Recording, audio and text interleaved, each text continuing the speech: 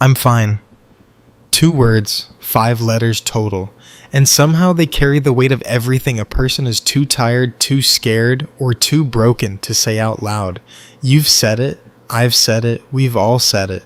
Standing in a room full of people, smiling, nodding, performing the role of someone who has it together, while something quiet and heavy lives just beneath the surface. And here's what's terrifying about that. The better you get at saying, I'm fine, the harder it becomes for anyone to reach you, including yourself. What's really happening inside the mind of someone who says them. And why sometimes the most dangerous lie in the world isn't a dramatic one. It's a quiet one, delivered with a smile. Let's start with someone. We'll call him Daniel. Daniel is 24. He works a job he doesn't love, lives in a city that feels too loud and too lonely at the same time, and hasn't slept well in weeks. His friends ask how he's doing, his mom calls on Sundays, his coworkers say good morning in the elevator, and every single time, Daniel says the same thing. I'm fine. Just tired. And the conversation moves on.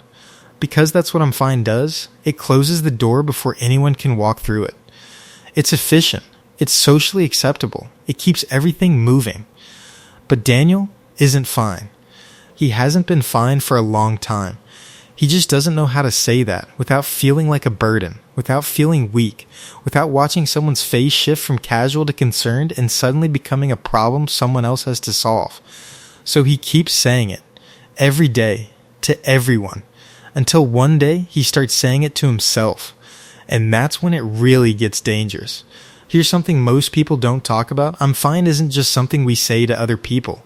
It's something we say to silence the part of ourselves that's trying to speak. Think about the last time something genuinely hurt you. Not a physical pain, the other kind. The kind that sits in your chest. The kind that shows up at 2 and when everything is quiet and there's nothing left to distract you. What did you do with it? Most people don't sit with it. They push it down. They tell themselves they are overreacting. They scroll their phone. They sleep. They work. They stay busy because staying busy is the socially acceptable version of running away. And every time you do that, every time you choose distraction over acknowledgement, you are telling yourself, on a very deep level, what I feel doesn't deserve attention, what I feel is inconvenient, what I feel should be hidden. And eventually you get very, very good at hiding it. There's a girl. Let's call her Maya. Maya is one of those people who everyone describes as always happy. The one who makes everyone laugh. The one who shows up for her friends at 3 a.m. but never asks anyone to show up for her. She's known for her smile. What people didn't know is that she cried in her car before most social events, not because she didn't want to be there, but because she was exhausted from always being the one who was okay. She was so deep into the role of the strong one that she'd forgotten she was allowed to not be. When someone finally asked her, really asked her, looked her in the eyes and said, "No, but how are you actually doing?" She didn't know what to say. She laughed, deflected, said, "I'm fine, I'm just tired." And then she went home and cried for an hour, not knowing exactly why. So what's actually happening here? Why do we do this? Why do we hide? It comes down to something psychologists call emotional masking, the process of consciously or unconsciously concealing your true emotional state, and usually to meet social expectations or protect yourself from perceived judgment. And it makes total sense when you think about it evolutionary. Showing vulnerability in the wrong environment to the wrong people at the wrong time can be genuinely risky. Emotionally, socially, sometimes physically. Our brains are wired to protect us, and if our experience has taught us that showing pain leads to rejection, dismissal, or being treated differently, our brain files that away. It builds a wall. And every time we say, "I'm fine," we reinforce that wall, brick by brick. There's also something called the spotlight effect, a cognitive bias where we overestimate how much other people are paying attention to us. We think if we admit we're struggling, it'll be a huge moment. Everyone will notice, everyone will judge. But the reality? That most people are so caught up in their own inner world that they're not nearly as focused on ours as we think. We suffer in silence, partly because we've convinced ourselves the silence is necessary, that the world can't handle our truth, that we're too much. And then there's the other side of this, the people on the receiving end of "I'm fine." Because here's something we don't talk about enough. Sometimes we ask, "How are you?" Without actually wanting the real answer, we ask it the same way we say see you later, as a social ritual, not a genuine inquiry. And somewhere along the way, everyone learned the rules of that ritual, ask the question, get the comfortable answer, move on. So we're all participating in this performance together. The person hiding behind I'm fine and the person accepting it without looking closer. And both of them, in their own way, keeping the mask in place. Here's the uncomfortable truth. Saying I'm fine when you're not is a form of self-abandonment. Every time you dismiss your own pain to make a conversation easier, every time you smile when you want to cry, every time you say I'm just tired, when what you really mean is I'm drowning, you are choosing other people's comfort over your own truth, and over time, you lose touch with yourself. You forget what you actually feel because you've spent so long covering it up.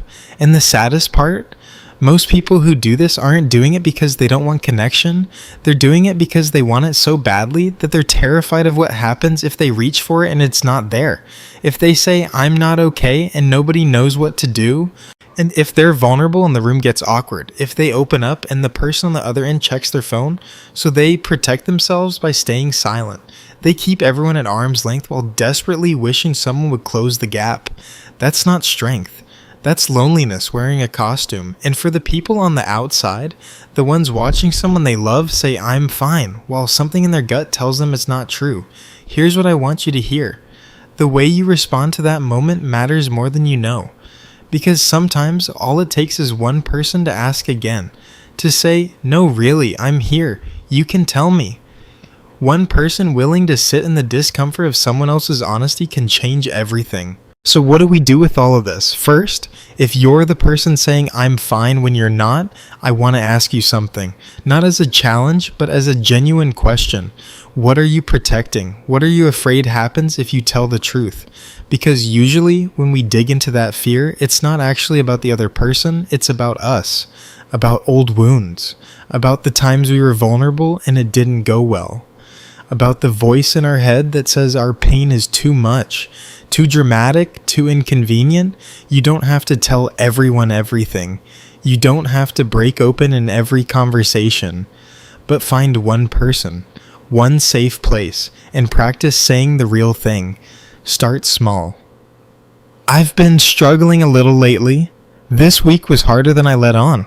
I'm not totally okay, but I'm working through it. That's not weakness, that's courage. That's the hardest and most important thing you can do. Second, start paying attention to yourself, not in a preformative journaling for Instagram kind of way, but genuinely. When you feel something, pause, name it. Don't rush past it. Don't immediately distract yourself. Just sit with it for a moment and say, okay, this is real. This matters. I matter. Because you do. Third, if you're on the outside, if you're the friend or the partner or the sibling who suspects someone is hiding behind I'm fine, don't just accept the answer at face value. Ask again, gently, specifically. Instead of how are you, try you seem a little off lately. Is there something going on? Give them an opening. Give them permission to be honest. And when they talk, listen without immediately trying to fix it. Sometimes people don't need solutions. They need to feel like they're not alone in the room with whatever they're carrying. That's it. That's the whole thing. Presence, attention, a willingness to go a little deeper than the surface. I'm fine. We'll probably keep saying it. In hallways and group chats and family dinners.